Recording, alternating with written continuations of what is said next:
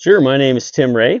Right now we're just west of town called Irricana, which is situated about 30 minutes northeast of the tip of Calgary.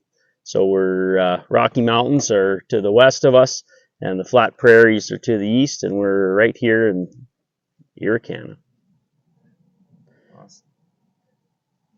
The history of this place, my grandparents came here when the rail line came through. They settled in 1910.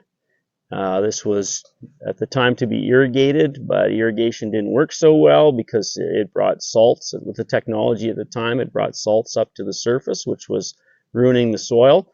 So they had to go to dryland farming, and we've been dryland farming here ever since. So 1910, I'm fourth generation farmer. My kids are the fifth generation on Wray Ranch. We were a mixed farm for many, many years. Now we're predominantly a beef herd, and everything we grow here moves through a cow, and that's how we pay our bills, by selling the offspring of those cattle. Awesome. So our family received this quite prestigious award in the beef industry, the Environmental Stewardship Award for Alberta, and then our name was put forward. We won a national award. The industry wants to put our farm as the face of cattle ranching for 2023. And the reason they want to do that is because they've found on our property through a number of research studies that we're typifying some best practices.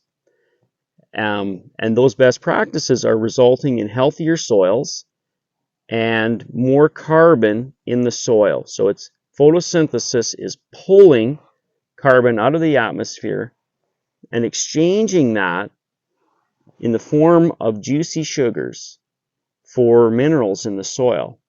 And because of that, we can then grow plants. So we're growing soil, we're growing plants, we're growing cattle, and we're hoping to be growing the gross domestic product of Canada.